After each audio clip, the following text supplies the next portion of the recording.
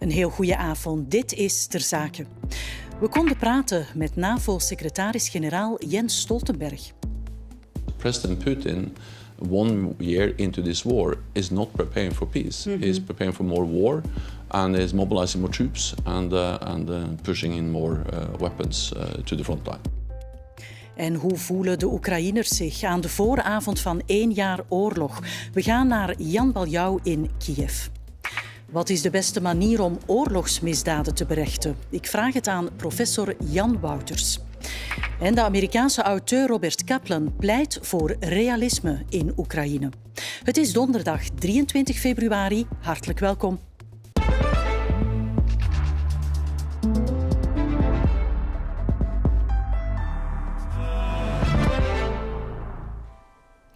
Recente dronebeelden tonen de situatie zoals die nu is in Bakhmut, in het oosten van Oekraïne.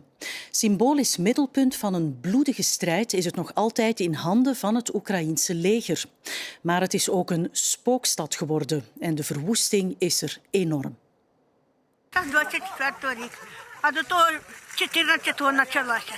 14-го году почалася. Тоді вони 2 східних України забрали. І Крим забрали. І оце 14 года до прошлого года, це все время отака ситуація у нас, хорошого нема нічого, житті нема.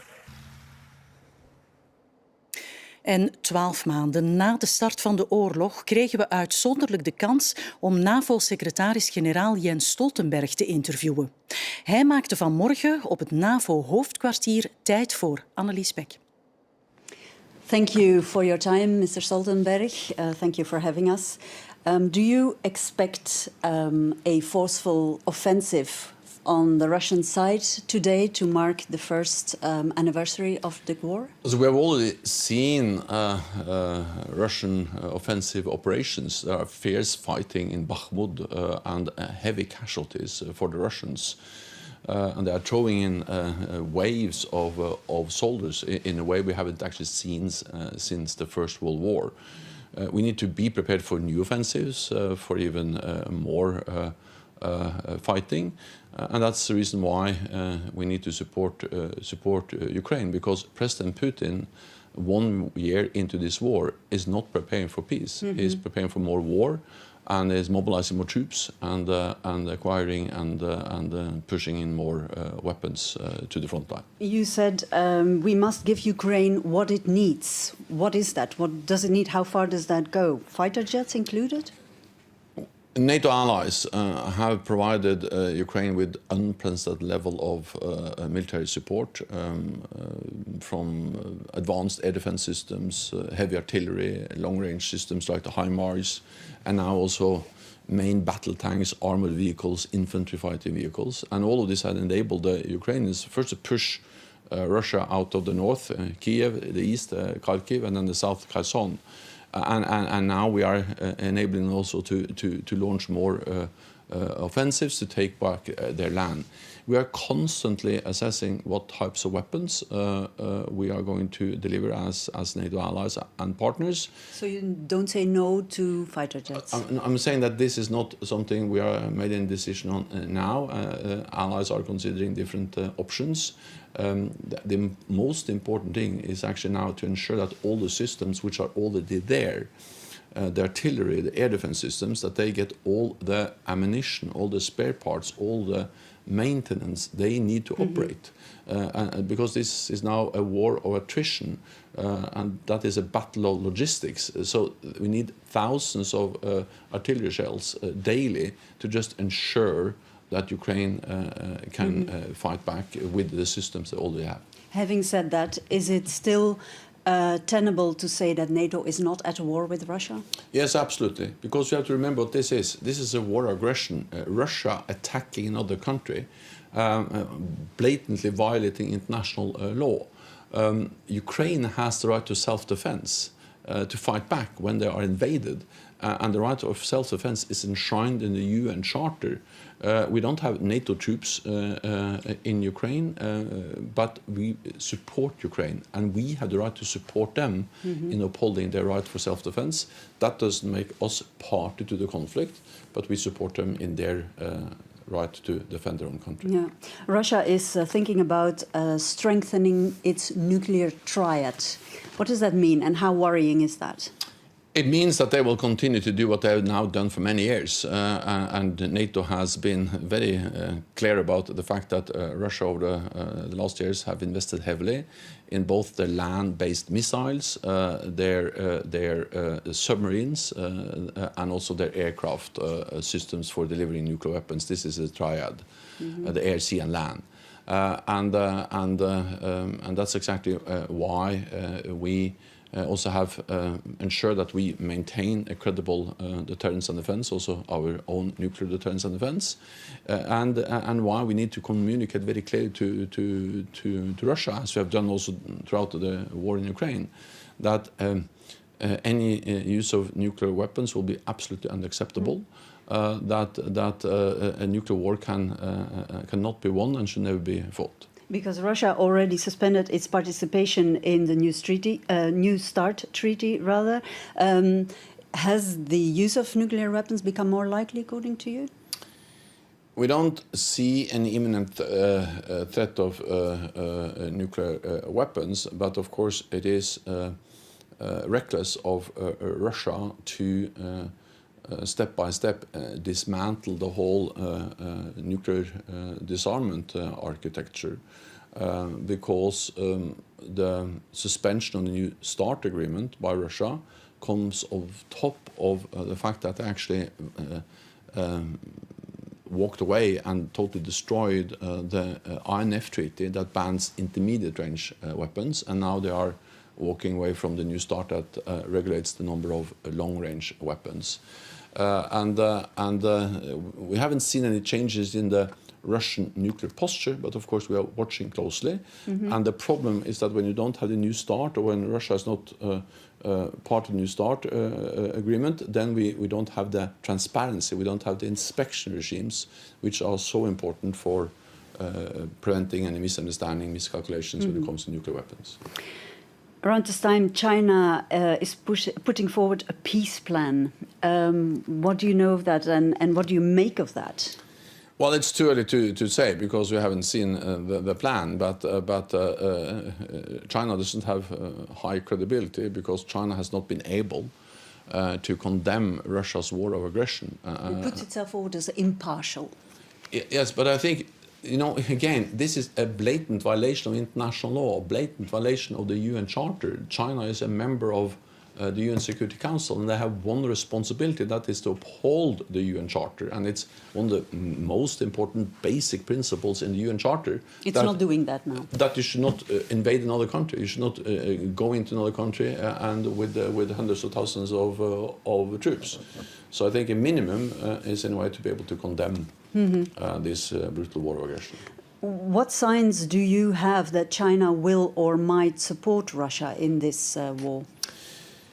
As we haven't seen any signs that they have delivered lethal aid yet, but we have seen some signs that they are considering and maybe planning for that, and therefore NATO allies, the United States, have been very clear that China should not deliver lethal aid to or military aid to China. But what can you do to prevent it, NATO-wise? Well, we have seen that the United States has been very vocal, for instance, on that there may be consequences, but that's for the United States to announce exactly what they will do or not do. But the problem is that it will be absolutely unacceptable if China starts to deliver military and lethal aid. It's a red line? So we are not part of this conflict, but we are sending a clear message to China that they should not support Russia in their illegal war against Ukraine. What we see is that Russia is reaching out to other authoritarian regimes. Iran, where they are getting drones, and also North Korea. So authoritarian regimes are coming closer and closer, and therefore democratic countries have to stand together, as we do in NATO, also with our partners around the globe, to ensure that Ukraine prevails as a sovereign independent nation. But in the background there is also a conflict between the US and China. Might NATO be drawn into that, do you think? Security is not regional, security is global. What happens in Europe matters for Asia. I visited South Korea and Japan. Their message there was that Beijing is watching closely the war in Ukraine. They will watch the price Putin pays, but also the potential rewards he gets. And that matters for the calculations they are making in Beijing. And what happens in Asia matters for our security. We see how Russia and China are coming closer and closer, how they work more closely together in the diplomatic, political, but also military domain, how they exercise together, how they are having joint naval and air patrols. So this idea that we can, in a way, distinguish security between Europe and the rest of the world is wrong. Security is global, and the war in Ukraine demonstrates that. Is that what changed over the 9 years that you've been in charge now of the NATO? Yes, to some extent, that's correct to say that we see that the world is coming much more together for good and for bad, and we need to approach these more and more global security challenges. We have had them for many years. Terrorism is a global threat. Cyber is a global threat. We see also more and more military capabilities in space, and that's a military challenge, global. And then we see also how the rise of China working together with Russia matters for our security. Yeah. To conclude with Ukraine, how long do you think this conflict, this war, will go on for? Nobody knows. Wars are by nature unpredictable, but what we do know is that when the war ends, we need to ensure that history doesn't repeat itself. And how do we do that? First of all, to ensure that Ukraine has the defense capabilities, the armed forces they need to deter new aggression. We also need to sit down and ensure that we have the framework so Russia gets a clear message.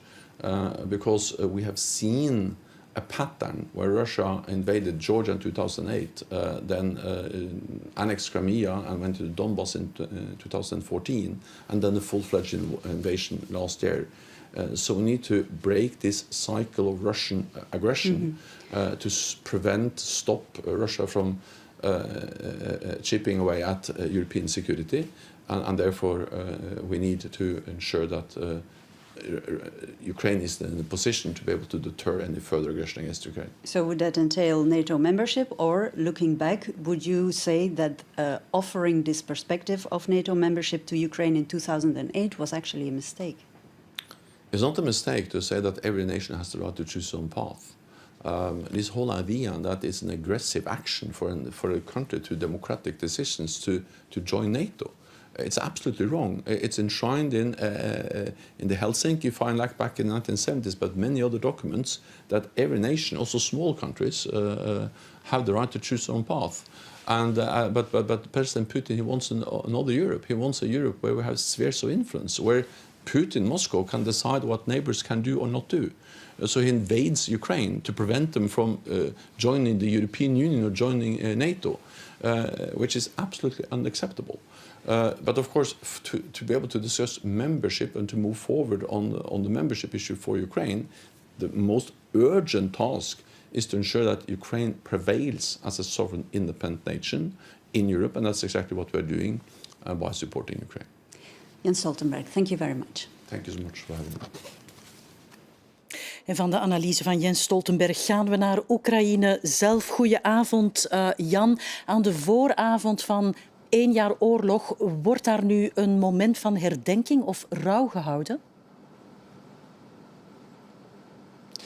Wel, Kathleen, vermoedelijk wel morgen, maar wat er precies zal gebeuren, dat weten we nog niet. Dat wordt tot het laatste moment geheim gehouden omwille van veiligheidsredenen. We weten wel dat president Zelensky morgen een persconferentie zal geven, maar waar en wanneer, dat weten we nog niet. Ik heb ook gelezen dat er morgen wel een herdenking zal zijn, zeker in Bucha.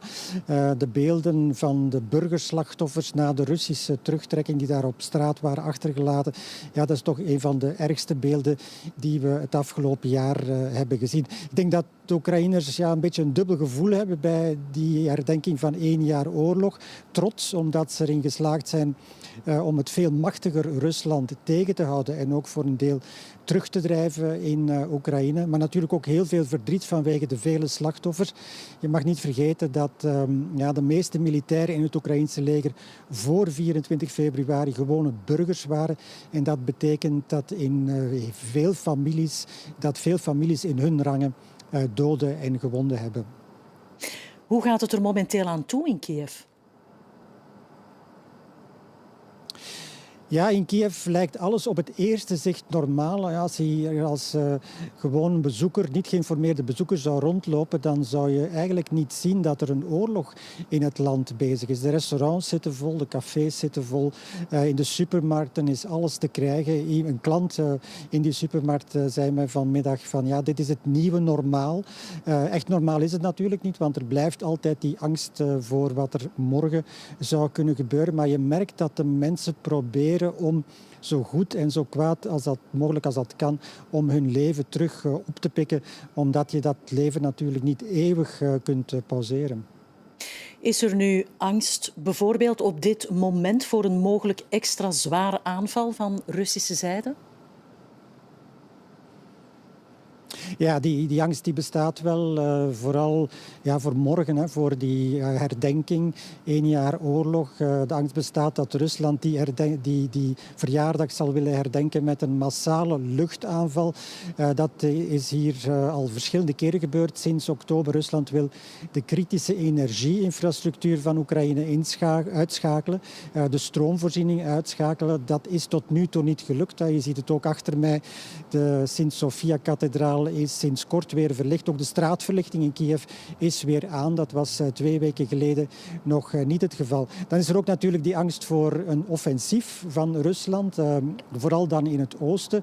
Dat offensief is eigenlijk min of meer begin deze maand al begonnen. Maar ondanks de inzet van enorme mankracht, enorm veel middelen, is Rusland eigenlijk nog nauwelijks vooruitgekomen in het oosten. En dat, denk ik, schenkt de Oekraïners wel wat vertrouwen dat Rusland er eigenlijk niet in geslaagd is de afgelopen weken, ondanks die enorme inzet, om door de Oekraïnse linies te breken.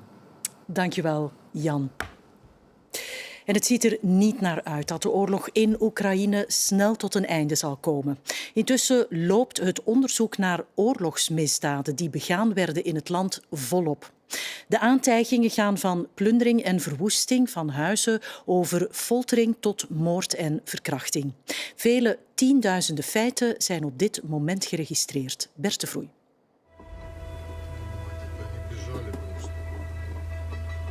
Bucha, een voorstad van Kiev. Lichamen van burgers liggen op straat, schijnbaar koudweg doodgeschoten door Russische soldaten.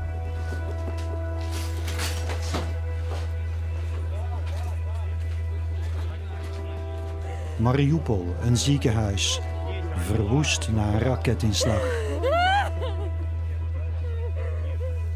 Izium, niet ver van Kharkiv.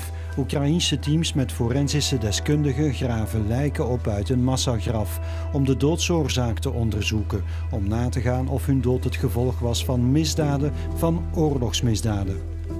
У деяких людей є мотузки на шиї, у деяких людей зав'язані руки, тобто позаду себе.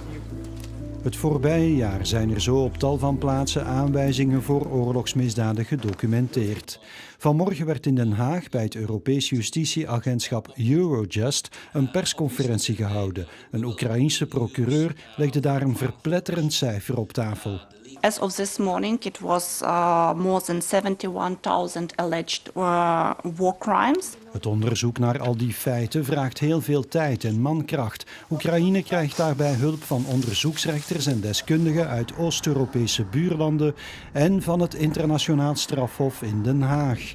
En onlangs kwam Europees Commissievoorzitter von der Leyen met nog een ander initiatief. I'm pleased to announce that an international center for the prosecution of the crime of aggression in Ukraine will be set up in The Hague. Niet alleen geïsoleerde misdaden zouden dan onderzocht en bestraft worden, maar ook de agressie, de aanval door Rusland als zodanig. Dat is ook wat Oekraïne wil. It is Ukraine's firm belief that the accountability efforts should also include the prosecution of the leadership of the Russian Federation for the crime of aggression. Opvallend, op de persconferentie bij Eurojust hing de Oekraïense vlag achter de sprekers. Maar de vraag blijft nog waar al dat werk toe zal leiden. Er is het Oekraïense gerecht zelf dat oorlogsmisdaden onderzoekt. Daarnaast is er het Joint Investigative Team, een samenwerkingsverband van Oekraïne met 6 Oost-Europese landen. Ook het Internationaal Strafhof doet onderzoek en daar komt nu dus ICPA bij, het centrum van von der Leyen. En bij dat alles biedt Eurojust ondersteuning om misschien vroeg of laat een proces te kunnen starten voor een echt internationaal tribunaal, een echte rechtbank.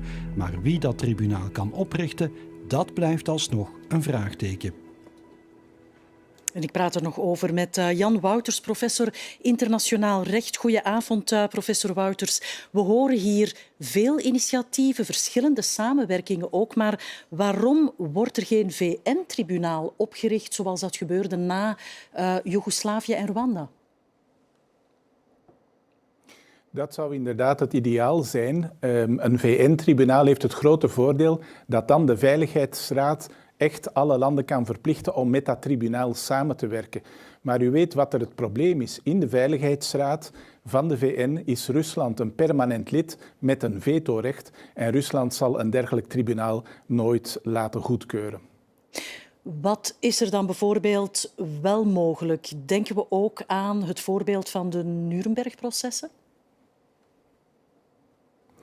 Ja, maar de Nuremberg-processen hebben zich in een totaal andere context afgespeeld. En het is heel moeilijk om de situatie nu te vergelijken met toen, eind jaren 40. Duitsland was volledig verslagen in de Tweede Wereldoorlog. Duitsland was volledig bezet door de geallieerde mogendheden. En het was dus voor die geallieerden eigenlijk best beter doenbaar om de schuldigen voor die oorlogsmisdaden door Duitsland in de Tweede Wereldoorlog te berechten. Rusland is niet verslagen in deze oorlog en Rusland is al helemaal niet bezet. Dus in dat opzicht is het heel moeilijk om een vergelijking met Nuremberg te maken. We hoorden ook het initiatief van Ursula von der Leyen om misdaden aan te pakken tegen agressie. Wat vindt u van dat initiatief? Het is een goed initiatief, maar het is een beetje een compromis dat ook naar buiten is gebracht op de laatste top tussen de EU en Oekraïne. En het komt eigenlijk niet helemaal tegemoet aan de verwachtingen van Oekraïne. Oekraïne wil eigenlijk een speciaal tribunaal dat dus de Russische aanval, de Russische agressie, ook op het hoogste niveau, je hebt het gehoord daar juist, de leadership, de leiders van Rusland, kan berechten daarvoor. De EU is daarover eigenlijk intern nog verdeeld. En daarom is wat von der Leyen heeft voorgesteld een soort van tussenstap, namelijk een internationaal centrum bij Eurojust, bij het Europese justitieagentschap in Den Haag, dat er moet voor zorgen dat het onderzoek en de bewijsvoering voor dus het documenteren van die misdaad van agressie, dat dat goed gecoördineerd wordt. Maar dat is maar een voorbereidende stap naar een eventueel later tribunaal of een gerecht dat die misdaad van agressie zou kunnen berechten. Het is dus nog afwachten wat hier precies uit de bus kan komen. Professor, ik neem aan als we het hebben over oorlogsmisdaden, dat er ook aandacht moet zijn voor misdaden die aan beide zijden, Russische en Oekraïense kant, worden begaan. Ja, inderdaad. Zo is het internationaal humanitair recht, het oorlogsrecht. Dus aan beide kanten moet onderzocht worden wie hier verantwoordelijk is voor oorlogsmisdaden. Maar we weten dat Oekraïne daar momenteel bijzonder gevoelig voor is, voor dat soort vragen vanuit het Westen. En het ziet er ook niet echt naar uit dat, wat we daar juist hoorden, de openbare aanklager van Oekraïne, bij de 71.000 oorlogsmisdaden die ze noemde, dat er echt ook Oekraïense oorlogsmisdaden bij zullen zitten. Men zal dat moeten onderzoeken. Er loopt onderzoek op het niveau van het internationaal strafhof. Er zijn 45 landen die zelf ook een nationaal onderzoek voeren. Dus als Oekraïne het niet doet, wordt het misschien nog op een andere plek toch ook nog gevoerd. Jan Wouters, hartelijk dank voor uw toelichting. En een langdurige oorlog in Oekraïne is onhoudbaar en zal wellicht leiden tot de ineenstorting van het hele Russische Rijk. Dat zegt de Amerikaanse auteur Robert Kaplan, een wereldautoriteit over buitenlandse politiek. Amerikaanse regeringen vragen hem vaak om raad. Kaplan pleit voor veel realisme in Oekraïne. Björn Soenens sprak met hem.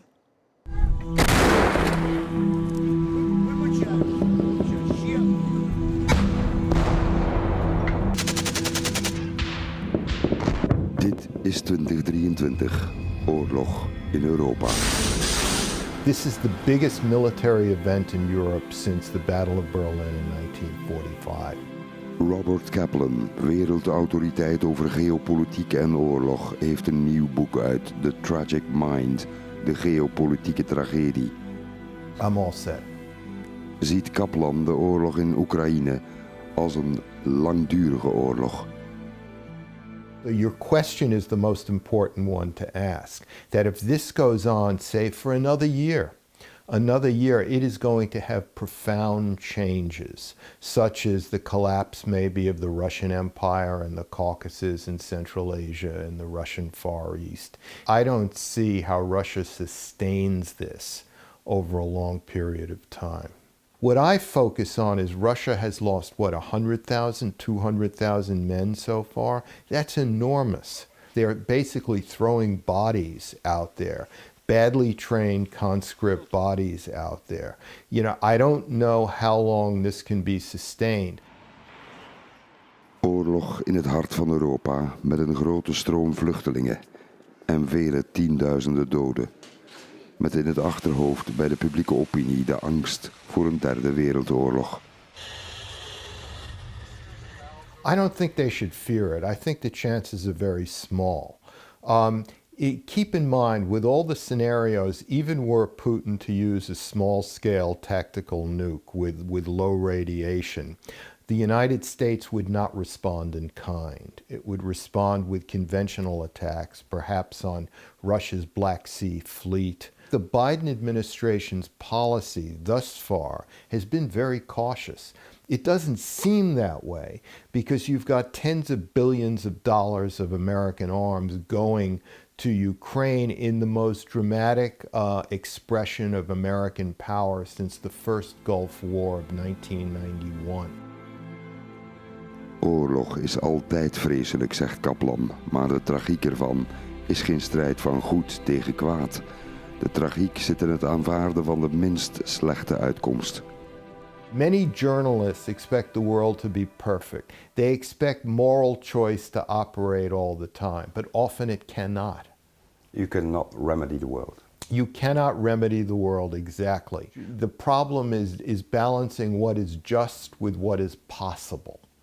And what is just is based on your moral values and your own country's moral values. What is possible depends on the thinking half a world away, often. And you can't have both. And that's the real tragedy, if you will, or the challenge of statesmanship.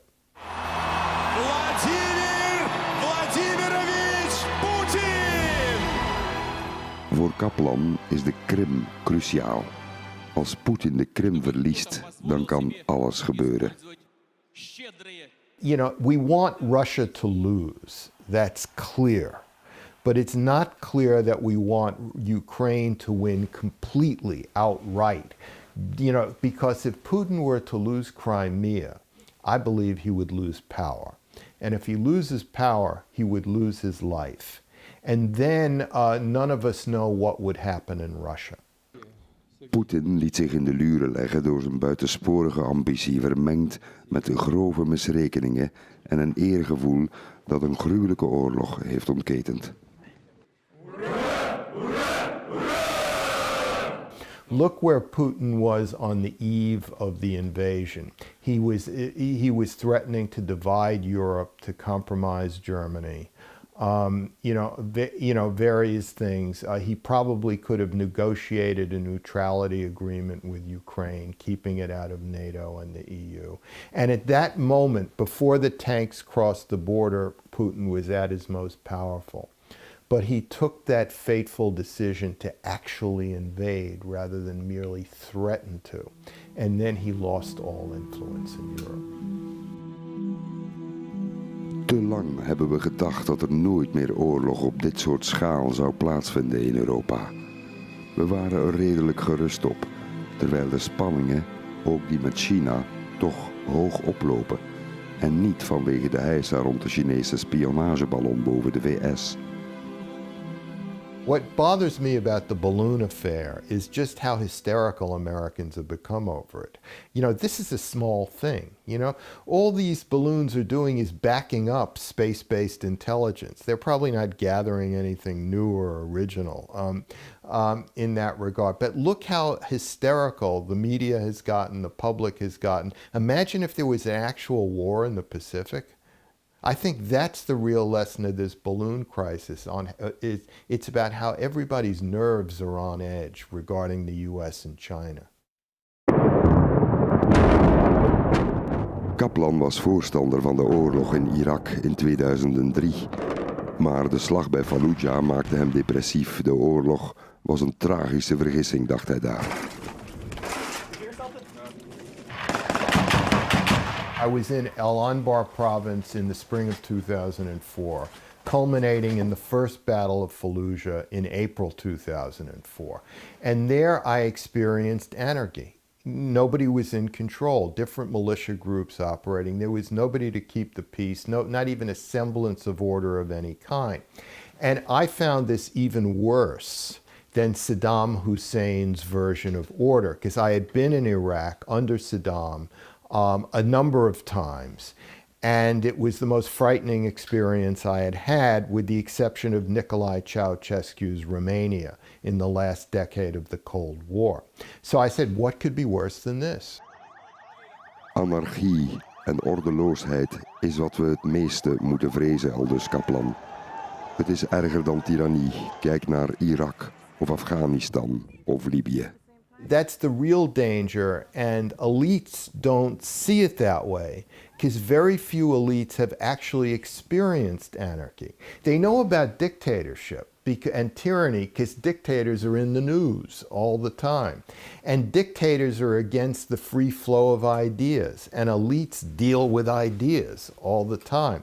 So elites hate dictators, but anarchy is something abstract to them.